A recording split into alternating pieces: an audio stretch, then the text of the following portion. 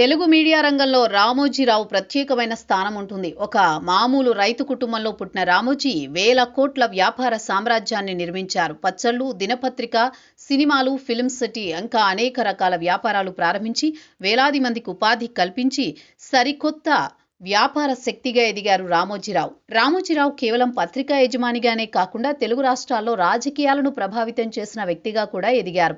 అప్పట్లో తెలుగుదేశం అధికారంలో ఉన్నప్పుడు రామోజీరావు ప్రభుత్వంలో చక్రం తిప్పేవారనే ప్రచారం ఉండేది. పైగా రామోజీరావు సిఫార్సు చేస్తే చంద్రబాబు మంత్రి పదవులు ఇస్తారనే వ్యాఖ్యలు కూడా వినిపించేవి.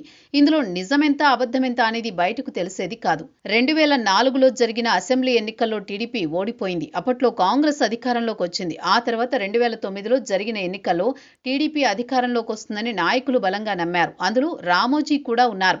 2009లో టీడీపీ తరపున కొడంగల్ ప్రాంతంలో రేవంత్ ఎమ్మెల్యేగా పోటీ చేశారు. అప్పటికి ఇంకా ఎన్నికల ఫలితాలు రాలేదు.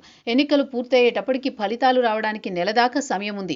ఈ నేపథ్యంలో రేవంత్ ఇంకా కొంతమంది టీడీపీ నేతలు రామోజీ అపాయింట్మెంట్ తీసుకున్నారు. వారంతా కూడా ఫిలిం సిటీకి వెళ్లారు.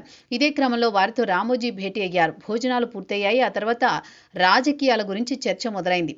రేవంత్ మిగతా టీడీపీ నేతలు వచ్చిన విషయాన్ని రామోజీ గుర్తించారు. వారితో నేరుగా చెప్పకుండానే నేను ఎవరికీ ఎమ్మెల్యే టికెట్ ఇవ్వమని చంద్రబాబు నాయుడుకు చెప్పను, మంత్రి పదవులు ఇవ్వాలని కూడా సిఫార్సు చేయను, నేను చీటీ ఇస్తే చంద్రబాబు ఓకే చేస్తారని చాలా మంది అనుకుంటారు. కానీ అదంతా అబద్ధం.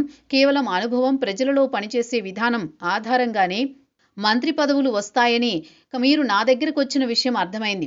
మీరు మంచిగా పనిచేస్తే మా పత్రికల్లో స్థానం ఉంటుంది. ఒకవేళ చెడు పనిచేస్తే మాత్రం మొదటి పేజీలోనే మీకు ఖచ్చితంగా ప్లేస్ ఉంటుందని రామోజీ వ్యాఖ్యానించారు. దీంతో విషయం అర్థమై రేవంత్ రెడ్డి, టీడీపీ నేతలు తిరుగు ప్రయాణమయ్యారు.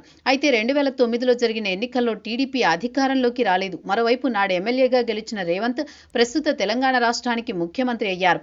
బలమైన కేసీఆర్ను ఓడించి సరికొత్త శక్తిగా ఆవిర్భవించారు.